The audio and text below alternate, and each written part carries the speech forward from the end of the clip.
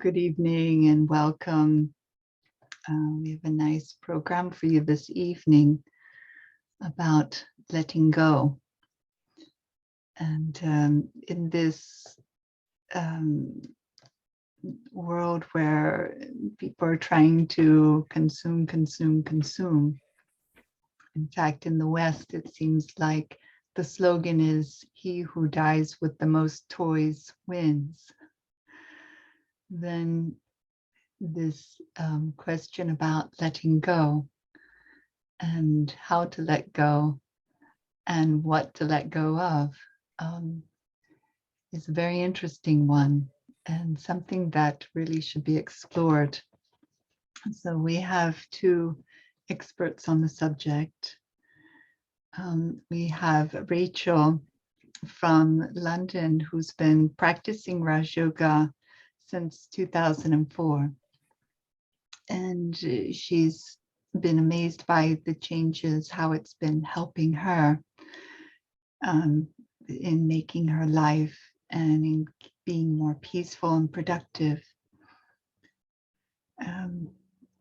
Other interests include librarianship, urban regeneration, media, and arts management. She's now a full-time volunteer with Brahma Kumaris in London and focusing on public engagement activities. So that's her background. We also have Parmjit from Leicester, a student and teacher in Raj Yoga Meditation for 27 years, and has extensive work experience in fashion, adult education, and the building sector. So variety of areas.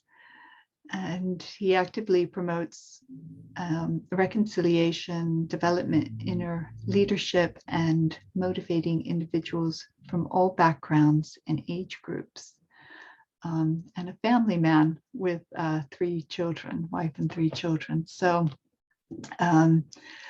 a nice variety of experiences with us tonight, and they're going to share about their ideas and understanding about letting go, and then we'll hear from each one and then a discussion between the two. So maybe we'll start with Rachel. Sure. Thank you, Heather, and good evening, everyone. Hi, Parmjit. It's good we're having this chat. Haven't had a good chat with you for a while, so I'm looking forward to it. So am I. And thank you to everyone in Cambridge for organising this, because it's always a gift for me, and I'm going to learn probably more than anyone here, because it's given me a chance to really think about what it means, and also in my life what it's meant. And I think for all of us, some things are easy to let go of and some things are not so easy. And the interesting thing is discovering the things that we didn't even know that we were holding on to, which is a constant. So some things have been quite easy for me to let go of. I've never really held on to stuff. I was a bit attached to my books, but after you've carried 20 boxes of books around to, I don't know how many different places I lived, I finally clicked after about 20 years that this is not so sensible. I don't need this many books. So I kind of got there eventually. So things. I'm quite like not owning things. I love going to the tip. I love going to a charity shop. Don't need you, thank you. Free space in the cupboards. So that's good. But I'm learning, the more I'm meditating, I'm realizing and kind of observing what's going on inside, is that what's not nearly so easy to let go of are the kind of habits of thinking, the mindsets, judgments about situations or people. And, that's the sort of subtle letting go, which is not so easy, letting go of people taking a disliking to you, or things not going the way you wanted to, or not delivering on a project you promised you'd deliver to. So I'm seeing how this is something that's more of a challenge for me. Other people are brilliant at that. Like, I share a house with someone, and she has lots of bits and pieces everywhere. She can just fill a room in, in a day or two. She just has lots of lovely things that she uses. And I don't, but you know, she manages situations. I see how she doesn't get thrown by things as easily as I do.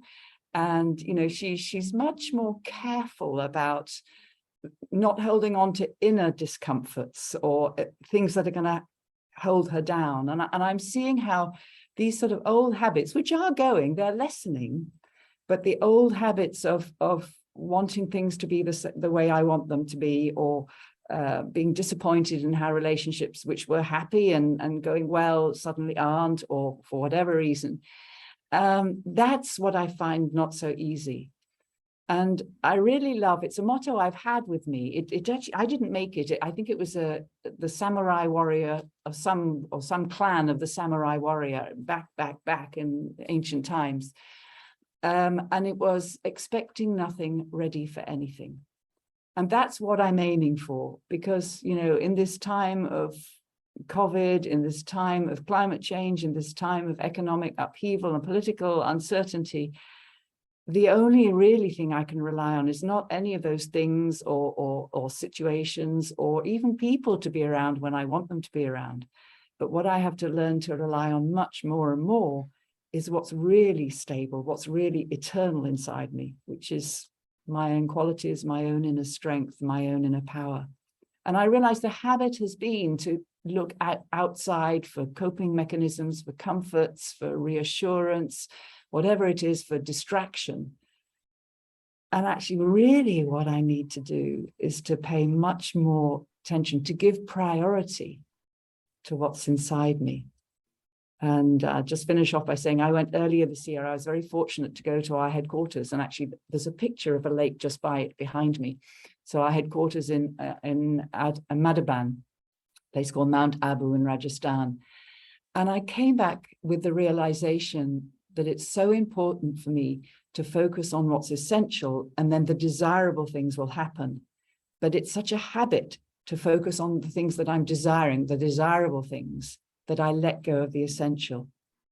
And actually, yeah, if I focus on the essential, if I focus on that inner sense of peace that brings me happiness, that brings me clarity, that brings me my honesty and truth, that brings me my natural goodness, if I focus on that really genuinely, not just as a practice or a theory or because it looks good, but genuinely with my heart, the desirable things will happen in a way anyway, because I come from that clean heart and I'm not trying to force things and control things, which I think when I'm holding on to something, it's because I'm wanting to craft something. I'm wanting to make it in a way that I want it to be, rather than just saying, let it be, let it be.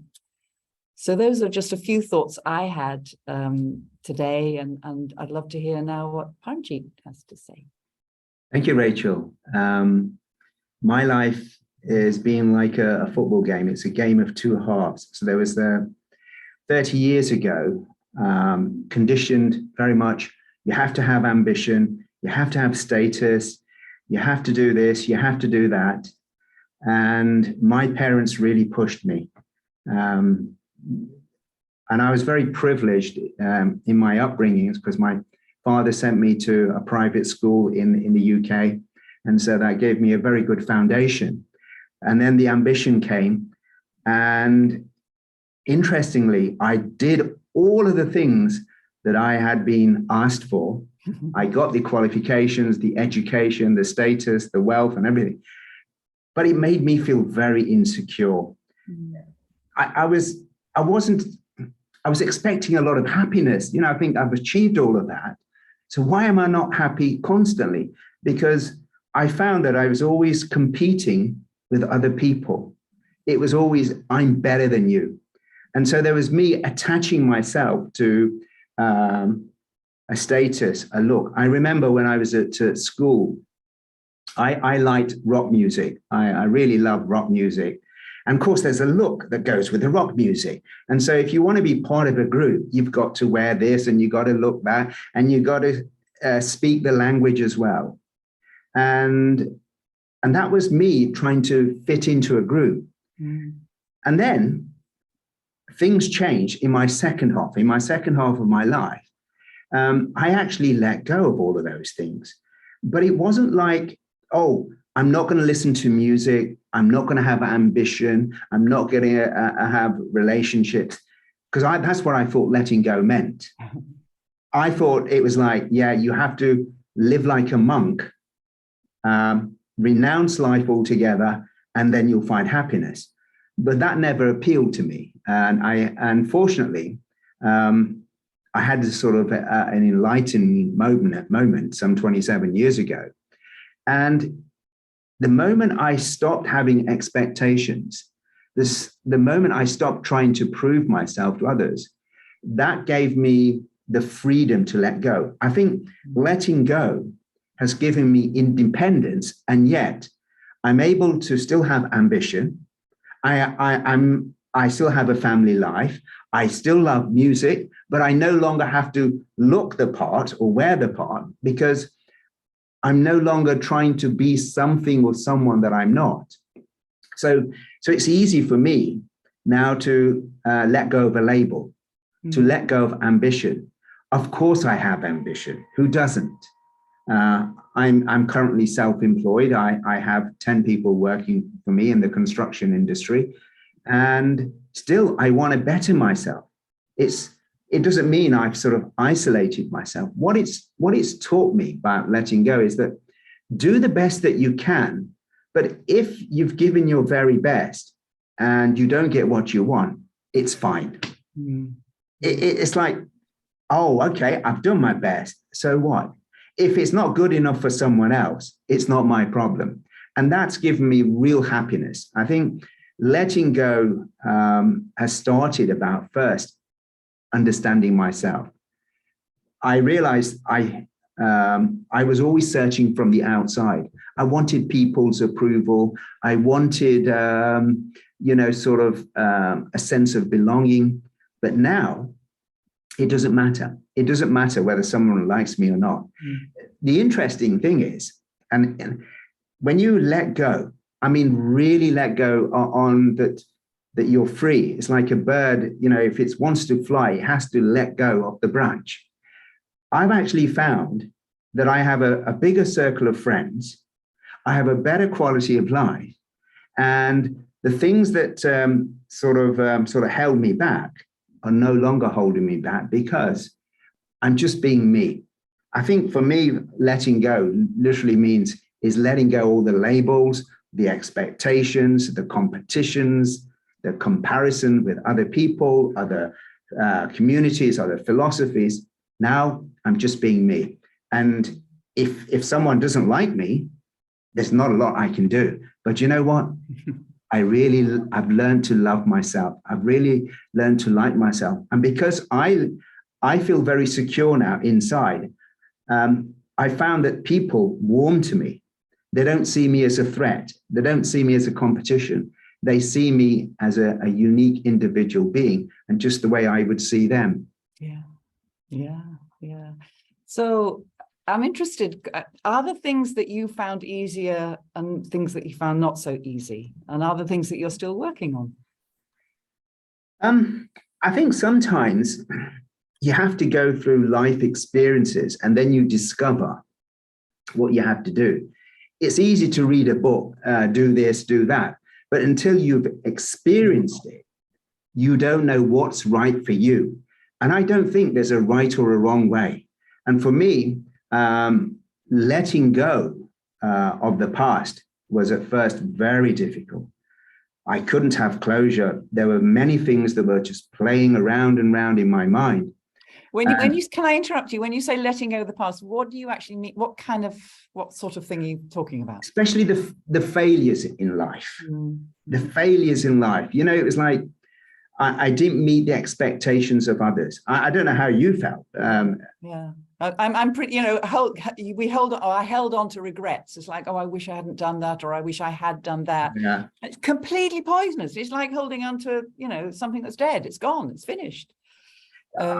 I remember my dad was saying, because I come from a traditional Indian family. My dad was a first generation Indian to come into this country. So my first half of my life was literally meeting the expectations of my parents. Who had had to let go of a lot, right? Yes. By force. Yeah. So a lot of the time I was living a life that was to please them. And years later, my dad said to me, he says, because I'd started to do meditation and he'd seen the change in me. He always knew I had talent. He always knew that I could always be successful. And he said one interesting comment. He says, Param, I should have let you go. I should have let go because I know you could have reached the stars. And I said to my dad, I says, Dad, it really doesn't matter because the past is the past. I'm not holding on to the past. I have no regrets now. I actually think if it wasn't for those things that I experienced, I wouldn't be the person that I am today. Yeah. And I'm sure you would have sort of gone through those. Absolutely. One of the things I also remembered that took a while a little to let go of is I there was some, like you were saying, some sadness in the past, or maybe there was quite a lot of bullying at school, and I realized that I was holding on to those old stories. They're kind of like the cloak of victimhood of, oh, that this is what they did and this is what they did, and I thought, I just don't want that anymore. And hang on, how do I know what they were going through? And it made me realize that it's not like you have to let go, it's good for you to let go, you have to do this, but it's like taking time to understand why that happened, like why your parents hadn't expected a lot from you, or why you felt you had to, whatever it is, or why those people were not so kind to me, and probably I was annoying too. But once I understand it, then you can let go. But you can't let go just because people say you ought to. And it has to be from a sense of understanding. And also with a sense of loving kindness, of compassion, not suppression or force or distaste, or, just like, I don't need you anymore. Thank you, but I don't need you anymore. I think relationships are one of the biggest problems that people find very difficult letting go. And whereas I was brought under a very sort of disciplinarian Indian life, we had 3 children, my wife and myself. We had a different approach. We decided to allow them to be themselves because we had learned from our own experiences how if you really want to grow and mature and have a relationship that's everlasting, you can say, is that you have to allow others to be themselves. And I think to this day, our children have noticed that we've never been clinging to them. We've allowed them to be. Of course, as parents, we've given guidance and we've had conversations, but ultimately, at the end of the day, they have to do what they have to do. I mean, I remember our son, he's the youngest of our 3. They're all grown up. He was 22 at the time. He had just graduated. He'd done 1 year of work. And he says, right, Dad, I'm going to go and tour the world. I said, are you? Oh, okay. He never told me about any plans. Now, before, if I had done this to my dad, we would be having a heated conversation, and he'd be trying to tell me, you don't know, I know best. And that it was the best thing ever. He toured the world for 4 years. He literally went right round the globe. Wow. And it kind of reminds me also, I spent quite a lot of time looking after elderly and not so well parents. And I remember there was one time, I got on with them. I was very lucky. We all got on pretty well. But there was one time when, my mum got a bit upset with me. And I realized I was worried for her and I was being forceful. And I realized that I had to let go. And even if it meant that she was doing things that were a little bit dangerous, a little bit risky, it's okay. It's her choice. And it was a good learning of that's when forcefulness always comes from fear. Just like if your father had been afraid of you going traveling, it always comes from some kind of fear. I'm trying to control things, and just recognizing, like you did, that actually you can't control what happens to your son. All you can do is trust, and let let go, but with that trust that he's going to be fine. He'll make the right decisions because I've given him what he needs. I mean, I suppose I have to do that for myself as well. I have to trust in myself. Sorry, you were going to say. I was just saying, you know, when you're just sharing like this, it's when you let go, the relationships are much more unconditional. There's no conditions attached. Yeah. And I think all of our children, because all of them are two elder girls, they're all very successful in their own careers now, by the way. I think they have come and seen us as not just as parents, but as friends. It's a very open relationship. There's no sense of I'm right and you're wrong. It's about, yes, we're all learning from each other. I mean, as you said, you're still learning. I'm still learning. And there are many things that I'm still struggling to let go, and especially some of my stubborn habits. You mentioned them. And but it's not that I don't mine, not yours, by the way. Sorry. I think sometimes I can let go of the gross things, you know, the possessions, the toys, but the subtle things, you know, there's our own ego that we want a little bit of recognition, we want a little bit of praise, and once you start letting go at sort of the external level, then you realize there's still a lot of letting go on the internal level, and that does require work. I don't know, have you found it with your own experiences? Well, usually, well, quite often is when I get a nasty shock. Where pain is a great teacher, and it can be, you know, pain or not understanding, or, you know, why is this going? You know, why am I feeling like this, or why did that person react like that? And then just realizing, you know, what was driving my behavior. And what you know, whether it was being like too forceful, or whether it was, you know, neglecting, or whatever it was, you know, and living with people is the best way to learn what your unfortunate habits are. But again, not to be kind of heavy about them, because then I won't let them go either, because I'll just keep trying to work on them. But just what's the antidote? Because again, I can't really let go of something until there's something that gives me what I'm looking for instead. Because, you know, all my defects, all my foibles and weaknesses and shortcomings are all because I'm trying to cope with something. I'm trying to hold on to some sense of peace, or I'm trying to protect my relationship, or I'm trying to, you know, understand. And so just recognizing that what I need to focus on is, like I said earlier, the essentials. It's like I need to focus on empowering myself and feeling good myself. And, you know, I never would have thought I was a meditator. I never, I mean, I love people who meditated, but I didn't think it was me. I thought, you know, I was far too busy talking, just like I am now. But it's made such a difference to my life, seeing that there is a different me that is not the always talking and engaging and whatever. There is a much deeper me.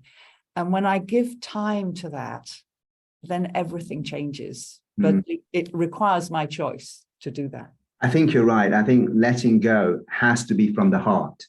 Yeah. And when your heart is full, it is so easy to let go. Yeah. I mean, I know that in my previous life, I would have turned up in the most expensive car and I would have made a statement. You know, I wouldn't have said anything. My car would have done the talking for me. Now it doesn't matter what car I get in. It can be a trashed car or an old car, because my happiness is not based on that. Yeah. And you know what? It's given me a sense of freedom. I think more than anything else, I think letting go, and when I'm talking about letting go, is that desires and expectations that I had within me, I've literally let go, because I've replaced them with something that was already there. Yeah. I feel full. Yeah. And I'm not letting go under compulsion, because a lot of people say, yeah, I've let go. Now, I was talking to my daughter who doesn't like mushrooms. I says, letting go or renunciation is not something, it's not letting go of something that you don't like. That's not renunciation. That's not letting go. It's when you like something, yeah, and then you can let it go, and then it doesn't have a hold of you. I think that's, for me, what letting go means, when nothing has hold over you. And you can like it and you can still have it in your life, but Yes. you don't depend on it. I think that's the important thing. I remember just going back to what you said earlier about how you started on the path of meditation. I had quite a graphic illustration of how it affected me, in that I was freelance at the time, self-employed, and I do my own accounts. And I started meditating 6 months into my financial year. And the difference between how much I spent on myself before starting to meditate and how much I spent afterwards was just extraordinary. It was an eye-opener to me and a mouth opener. And it's like, because I didn't need, like you were talking about the desires, I didn't need to keep propping myself up. I didn't need to keep cheering myself up, or I need this with the external things. And it's like, oh, I'm wealthy.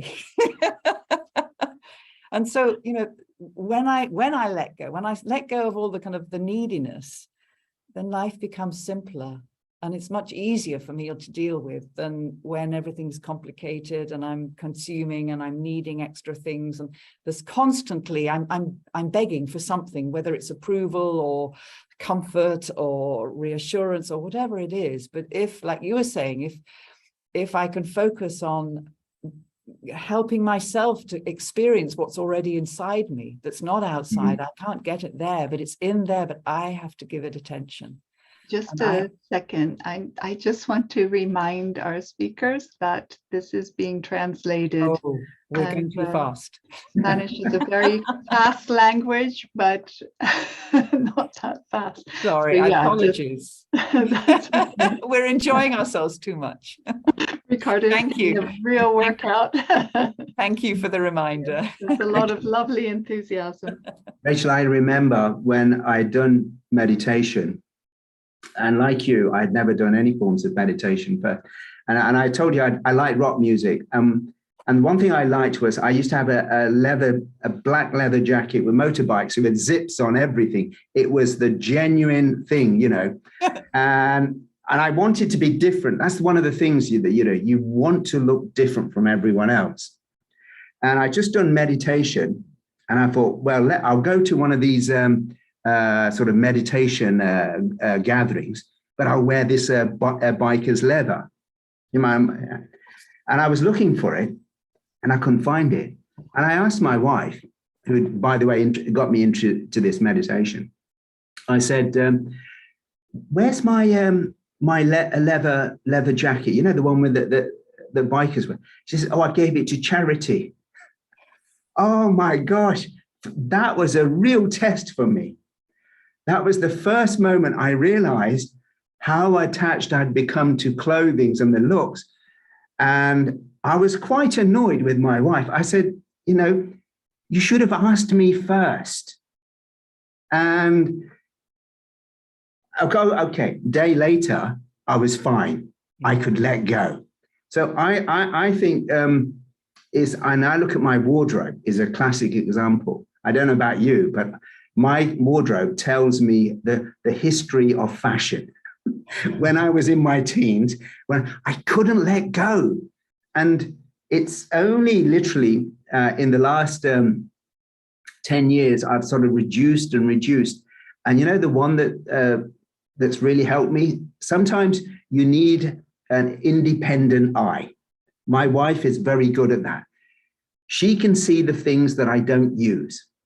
I just say, well, I never know when I want to use it. One day it will come in handy. And she's been quite ruthless. I think letting go is that we're quite good at observing someone else. You don't need this, you don't need that.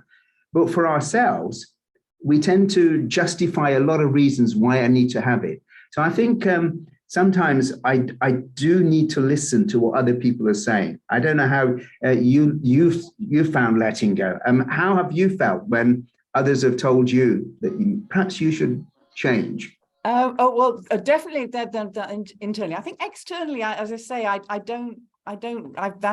letting go has been quite easy because I love having very little. I love the fact that I could just put things into quite a small car and that's it, which I really like. And I, that's simple. And I love the fact that I don't have too many decisions to make as to what to wear and things like that.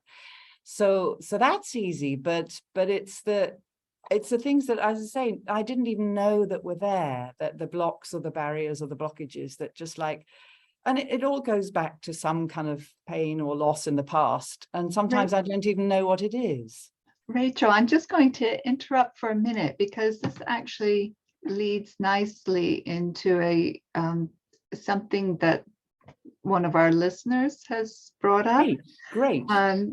Working with someone who, you know, can be like difficult to work with. They're maybe hurting you or humiliating you in some way, is something that you want to let go of, that hurt or that pain, that difficulty. But how do you let something like that go? You know, talking about the mushrooms and giving up something that you don't want. This is something that you don't want. Yeah. But it's still something very difficult to let go of.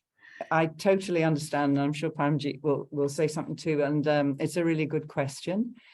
I think that the first step has to be, I have to take responsibility to look after myself, to empower, to, you know, I have the image of a bell jar sometimes, you know, that thing that they put over butter or cheese to keep it fresh. And sometimes if people are kind of aggressive towards you or hostile or whatever, I just imagine that bell jar. And it's like, yes, they're saying these things, but I don't have to let it come inside me. And if I'm able to stop it, and you know, it does require a quick kind of thought and that I'm not going to let it, then I can start to see that actually somebody who's aggressive or hostile to me is not happy themselves, and they're probably not very powerful themselves. And if I'm able to stay in my power, in my self-respect, and it takes practice, and I don't get it right many times, but if I'm able to do that, then I'm not affected, and I actually perhaps enable them to come into a kind of peace in themselves.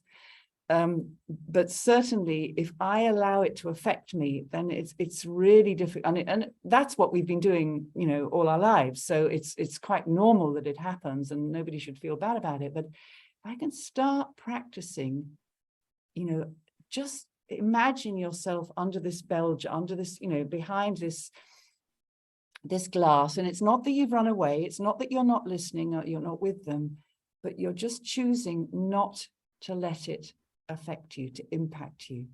They have a perfect right to say what they're saying, but I am not going to take it on board. And if I do that, it's like I'm protecting myself. And when I protect myself, then I may even have the power and the spiritual power to think, they're in a bad way, they're out of control. How can I at least just stay quiet and have compassion, and maybe it will pass? Of course, it takes a lot of practice, but that's what I'm working on when these things happen. And they do happen, yeah, sure. Parmjit, would you like to? Yeah, I can actually identify with this individual, but something happened to me when I was at school at the age of 15. And this was a very white dominated indigenous schools. And because I was Indian, my color of the skin, although I spoke everything active was the same, this one individual started to call me a lot of racist names. And at first I ignored it, but it continued. And eventually it started to upset me on the inside. And then one day I reached my sort of my limit. I snapped and I hit him. And at that moment, it was my first school fight that I ever had. And you know what? After that school fight, that person never said anything to me ever again, because he realized, you know, I'm not going to push it. So I will respond. However, that was then. And now my attitude is completely different. It's very much what you've just said. Before, it was me being in a very attached to a particular identity. And I was, as you said, I was probably empty, and someone else, the other person, was empty themselves. They didn't have self-respect. Now, everything has changed. So I know I'm full inside. I'm really happy with myself. So if now I get any forms of abuse, whether it's name calling, I have to say I'm very honest, very fortunate. I don't really get any of that anymore. But I know it doesn't have any impact on me because I know who I am. And I, in many ways, like, as you said, I feel a sense of compassion towards them because they don't know what true love is. Maybe they've experienced a problem that they can't cope with and they just take it out on someone else. And I think to overcome an abusive relationship or anything is the first thing. I need to be strong inside. I need to really accept myself and realize that I am unique. And once I can do that, I'm not dependent, I'm not taking, but I'm giving. So it may not be on a sort of communication by words, because sometimes when you're in that type of relationship, when there's bullying, etc., no amount of words will have any impact. But I think if we just have just positive thoughts for someone at a vibrational level, they can pick up the warmth of the love, and genuinely it will go. I have experienced this in my own BK life in the form of jealousy. I can feel someone's vibrations when they're negative towards me. Rather than being reactive, I have been very responsive. So what I've done, I'm just sending them good wishes. I'm just saying, you know, you're a peaceful soul, you're a loving being. And over the years, it hasn't happened overnight, but over a period of time, I've realized the relationships have warmed, but I've never held any grudges against individual. So even if this any forms of abuse happen, whether it's thoughts or words or actions, I know it won't have any impact on me because I know who I am. I feel full inside, and I understand where people are coming from. But if you really want to get out of a relationship where it's very controlling, you've first got to take control of yourself. Yeah, and I think it's very much a case of that recognizing, you know, yes, your self-respect. And making sure that you're not being suppressed and being honest, you know, neutrally, but, you know, trying not to be emotional, which I know is not easy, but just saying what you need to say. And it is a and like you were saying about keeping good wishes is such a protection for myself, because if I don't have good wishes, you know, my mind will fill with criticisms and complaints, and they did this and they said that, and it's unreasonable, and I've been so nice to them. So actually, it's protecting myself from those kind of old thoughts and just saying, you know, just feeling good wishes, just understanding that they're in a bad place right now. I've been in a bad place. And if I'm in a bad place, I'm really grateful if someone does that to me.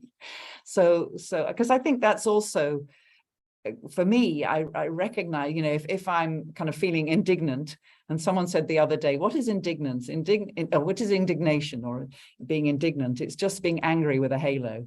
So when I'm feeling indignant, it's actually, I'm not recognizing that I've probably done the same to some extent, not to the same extent, but, you know, we've all made mistakes. And if someone is making a mistake, you know, towards me, then they're not in a good way. And if I can come from that place of saying, you know, I've made mistakes too, but let me keep, as you say, keep myself strong, and perhaps and also then, you know, try and keep myself on that good wishes wheel, rather than the wheel that takes me down and goes back into the old criticism and complaining. One thing that helps in any situation that can be testing is to have courage. Now, don't become afraid. We've all been there. We've all been on the edge of something and we think we're going to fall over. But just at that moment in time, you know, it's like having that faith in yourself. The moment you accept yourself, it's like you find that inner power and you find that strength to cope with the situation. So I know from my experience, and still happens, sometimes I get criticism from others because I expected you to this. Things like that don't bother me at all. And then people say later, oh, you were so flexible, you were so cooperating. I'm thinking, well, that's just me now. That's my natural self. Whether someone else sees that or not is not important anymore. As long as I have that dignity for myself, I honor myself, then I will only project to others what's inside myself.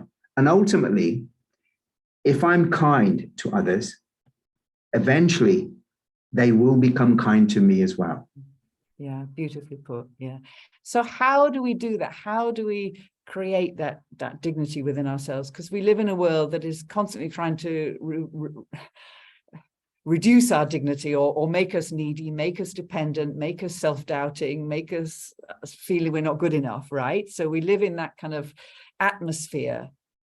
So practically, how do we keep ourselves? I think nowadays we've got a lot of information that's, is filling the social media platforms, YouTube, how to become happy, how to become this. And I think there's a lot of information, but there's one thing I've noticed that people lack. They can speak the talk, but they can't walk the talk. And the reason for that is they lack that inner power. And I think if I want to change, so I say to you, Rachel, always be happy, never get angry. You know that makes good sense. Yeah, I know that makes good sense. I know I should always be happy, should never get angry. Who can argue with that? But there's a big difference actually saying it and doing it. So what's the difference? Well, I need to empower myself. And what I've learned is I need to spend some quality time with myself, getting to know myself. And the best time to get to know myself is in the early hours of the morning. Before I do anything, I spend some time with myself. I want to know who is Param. And it's almost like at that time, I'm the most powerful. It's like I have the greatest capacity at that time because my mind isn't full of all sorts of other things. Right. So I quite like, I think I'm glad you brought up this thing about inner power, because I think that's kind of crucial. And I was thinking about, this word power, and, it's got so many different associations, but to me, power just means I can. Because we have these lies within our heads, which is, I can't do that. It's not fair. I can't do that. And just to say, I can, quietly, I can. Like you were saying earlier, I'll do my best. And that's good. And just reminding myself of the goodness inside me and the qualities inside me, which is the practice of Raj Yoga, reminding ourselves of the eternal qualities of the soul, the eternal peace, the eternal love. Then I start to think, yeah, I can. It'll take time and I may make mistakes and I may have to start again, but I can. And it's that quiet, but sure I can, which helps me make changes. If I'm just constantly criticizing myself or analyzing things too much, then I won't be able to. So it's about empowering myself by reminding myself of what is truly mine inside, always mine, that nobody can take away from me, but I need to use it. Exactly. I think, as you say, by letting go, it's not about becoming an island. You isolate yourself from others and I'm going to go to the forest or hide myself in a cave. No, I think for me, it's really about living in this world. People say, well, you don't live in the real world. Well, hang on. My real world is what's inside me. That's my reality. Reality for me is my truth. And I do live in the real world. I know what people are facing, but I've been there. I have changed. I've seen other people's change. So if I can change and I can see the change in others, then surely everyone can change. But you've got to have that self-belief. You've got to have determination. It's not going to just come to you, because we live in a world where everything is done for you. Food is already cooked for you. It's delivered to you. You've not done anything, but you become dependent. When all these dependencies break, as we've discovered in the COVID, what do? How was your COVID experience? Well, I was very lucky. I mean, I got it, but not very badly. And I quite enjoyed actually having 10 days in bed or in my room. But what I was most touched by was the fact that particularly in the toughest time of COVID, when we were only allowed out of our houses, once a day to go for a walk. And I was very touched by the fact that whenever I went to the park and there were very few people around, whoever I saw, we really looked at each other. We really smiled at each other. And it's as if we were saying, we're all in this together. So for me, there was a great sense of coming together and unity. And they were clapping for carers, and I'd seen neighbors I'd never seen before. So and I live with a group of people, and we spent time with each other in the way that we never would have had before. But yes, I mean, for a lot of people it was very, very distressing, and they couldn't see their children or their parents. They were unwell, they were lonely. So and they were very ill, a lot of people. So I know a lot of people went through huge challenges. But I also know people who were amazed that all these things that they thought were musts, I must do this, I must go there, I must have that, suddenly they weren't musts anymore. And they actually enjoyed living a simpler life and cooking their own meals and being with the family more. And I used to love seeing, the fathers with their kids out, and it was just fantastic to see such a different life. So even amidst this, a lot of sorrow, a lot of sadness, a lot of suffering, there was also a lot that was good. And Yes. and I think we are all changed as a result of it. I don't think we have gone back. I think we are all changed. I agree with you. I think COVID has been a very challenging period in human history. But at the same time, as you've seen, there has been a lot of compassion shown by people. I've seen the goodness of humanity revealing itself, helping people who are vulnerable, helping people who feel isolated. And this is almost like adversity brings out the best in people. And I'm just hoping that we don't have more adversity just to bring out the more goodness of people. We should be good. We should have goodness regardless of what's happening outside. Yeah, yeah. I mean, for me, I have to be honest. In many ways, I've been prepared for any situation. And when COVID came along, for me, it was like life was still normal because I had already let go of the dependencies. I wasn't dependent on family or friends. Of course, we still communicated through Zoom, and Zoom is the new buzzword. But not food, my lifestyle. I've always felt, even when I was by myself, I've never felt lonely. And I'm going to bring in another part of it into this talk. I think all of us, when we go through a difficulty, we turn to a higher source, for that extra strength. And I think my relationship with God has always been strong. And it's not just at the times when I've been experiencing difficulty, but when I've experienced happiness. So my relationship with him has been very, very good. And I felt as though that I've had his company all the time. And I'm thinking, wow, I've never felt lonely. There's no sense of a needing thing. And all the things that I've experienced, I've shared with others.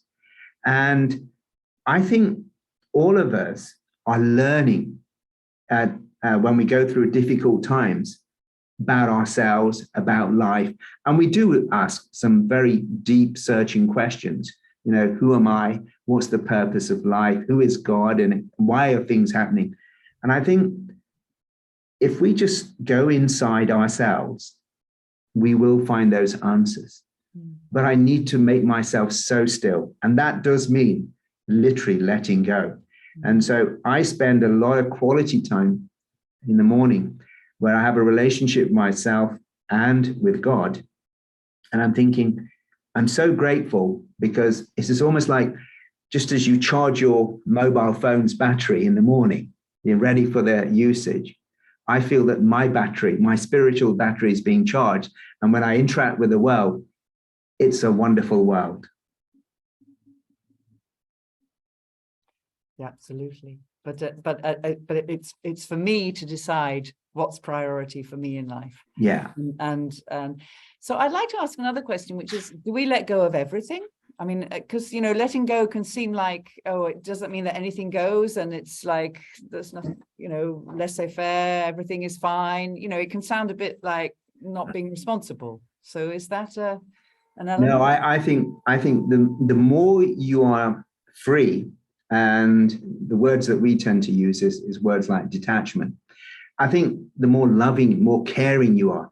I mean, I've never realized I was so passionate about the environment. Yeah, I'm so careful with how I interact with nature, and that's only because I want that relationship that's inside me. I want that's reflected on the outside. I mean, I know that you're very kind, you're very considerate, and you'll also have a very wonderful relationship with other people, other individuals, but also with the elements as well, because you're kind to yourself. And because you're kind to yourself, that's reflected in everything that you do.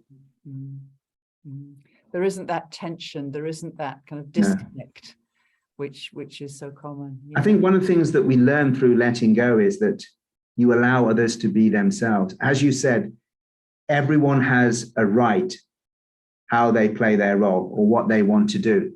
But at best, I can be an example for others. You know, if my life can inspire others, then that's great. But at the end of the day, if they don't want to feel inspired, if they want to go elsewhere, for me, that's fine as well. So it's not like control. For me, letting go literally means it's freedom. It's literally freedom. Freedom from other people, freedom from even myself. I think I'm probably my worst critic. So I've become much more softer, much more gentler. And I've noticed this because someone came to me and says, you know, since I've known you for the last 10 years, you've become much more softer. It's the way you interact. Because before, I know, as I say, my first half of my life, if I didn't agree with you and you said something that wasn't agreeable, I would stop you there and then. I would make sure I'd get my point across. Now, it's okay. I've got all the time in the world. Yeah. Actually, it's an interesting, I just like to, because I remember Daddy Yankee once saying, if we didn't have ego, we'd save so much time. And I think, you know, time and space, when I let go of all the things that I'm holding on to, all the expectations, all the desires, whatever, I can create, like you said, we have all the time in the work. I suddenly, my world becomes much more spacious, and there's much more time for me because I'm not running around trying to protect my position, trying to defend my opinion or get my way or for things to be as I want them to be. It's just like, it's okay. And it's not that I don't care, because I do care. And like you say, I give my best, but I'm not demanding that life should be as I plan it, because anyway, it won't be. Well, we don't know what's around the corner. I think all we can do is to be prepared as best as we can. And when that situation comes, you know, I always ask myself this one question when situations come that can be quite challenging. I always say, what has this individual or situation come to teach me about myself? Yeah. And if I understand the lesson, you know, I'll go forward. And I'll give you an example. I once did a talk. It was to a live public audience, and there was a few hundred people in the audience. And I'm quite animated when I do my talks, etc. And the talk lasted for about 40 minutes. I came off the stage, and one of the BK you can say senior sisters, said,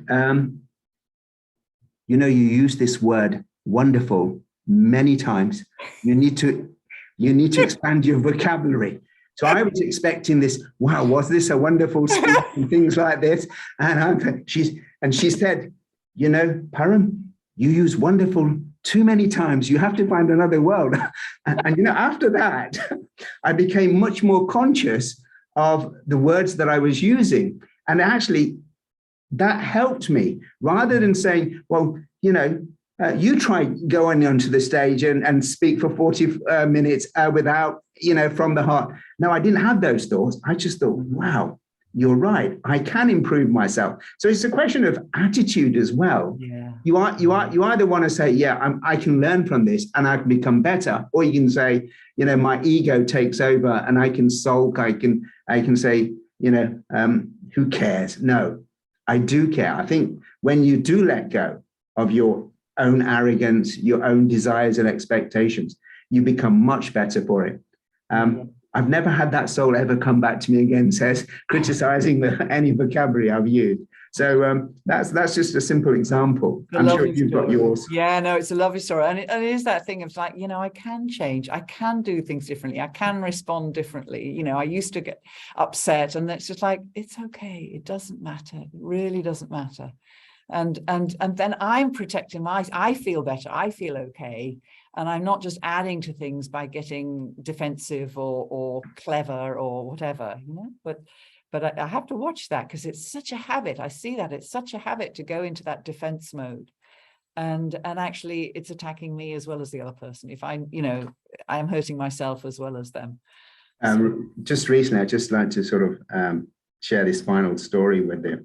My parents in India at the moment, and they're in their 80s.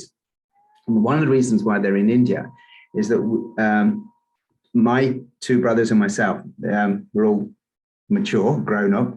So we said, look, mum and dad, you should sell your properties in India because we will not have the sort of the skills to deal with the Indian bureaucracy. So they agreed, and they were been planning that they wanted to sort of sell up and move completely back to the UK. So there was a plan. They went to India just before Christmas. And what did they do? Yes, they sold all their major holdings. And what did they do? They buy more properties. And rather than thinking, well, oh, that's my inheritance gone, I was thinking, there's no expectations, you know, because people sometimes, even at a very old age, still find it very difficult to let go. Yeah. It's not easy to let go. But when you're full on the inside, even a young child who's full, they can let go. This is why I love children, because I do work with children. Yeah, that's it. Is that if you say something to them, they never hold on to it. They just let it go and they move on. And I'm thinking there's so much we can learn from each other, is how we as human beings can grow. Yeah.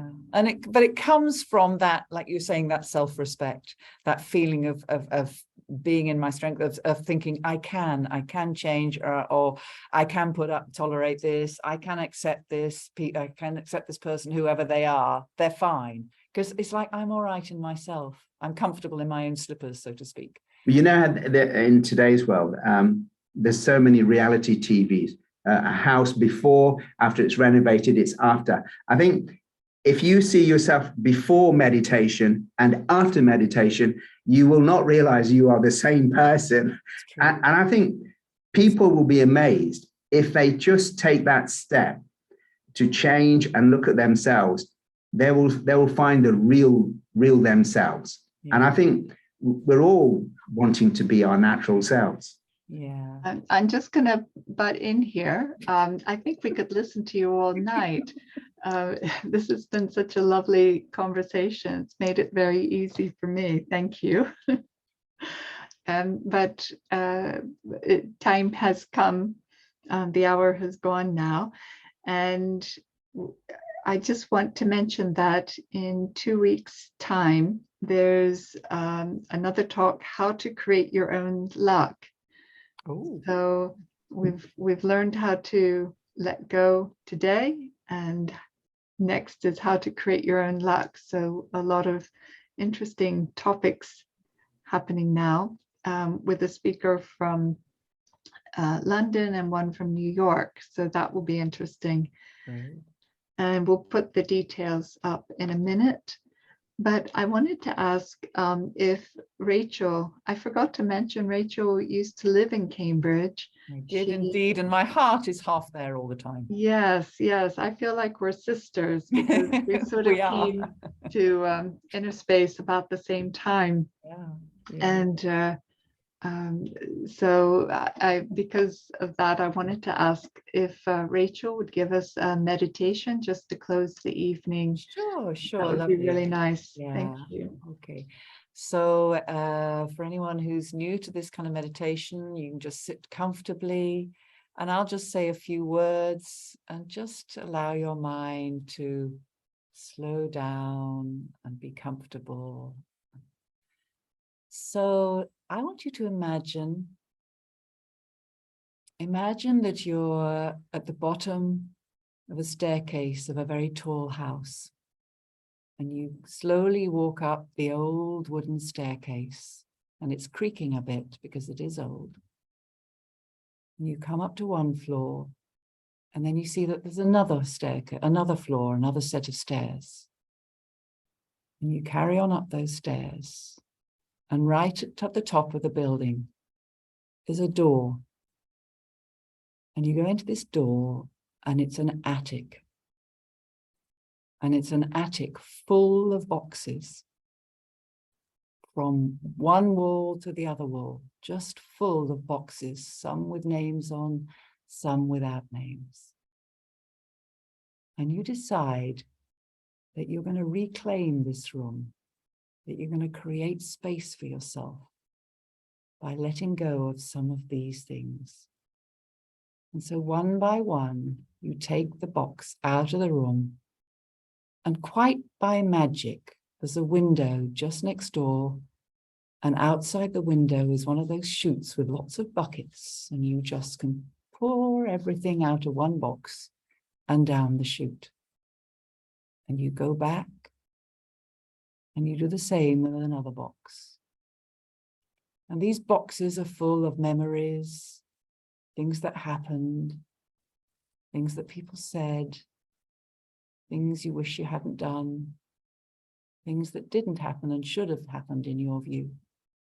You just decide to take them out of the room and to put them through the window and let them go down the chute. And in time, the room comes back to itself, and you can see the walls, and you can see windows that were behind the boxes. And you realize that you've created a space for yourself. And you open the windows and you let the light come in. And you say, I can do this whenever I choose. I can make this space beautiful for myself, this space inside myself, inside my own head, simply by choosing what I don't need anymore. Choosing to let go of things that are just taking up space in my life, in my cupboards, in my room, in my head. With gratitude, with love, with acceptance, but also with discipline, I let go of them. I choose to let go, to create space, bring light into the room, and to give space and opportunity for newness.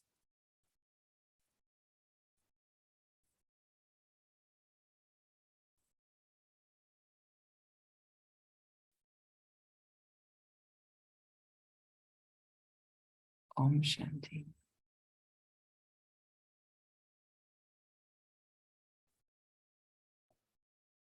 Thank you so much, Rachel. That was really beautiful. And thank you, Parmjit, for joining us and for the dialogue between you both. It was very special and very nice that so many could join us tonight and online to hear you. So we'll post the notice of the next talk to come. And you can also check on Inner Space website for details about that as well. Thank you. Om Shanti. Thank you. Good night.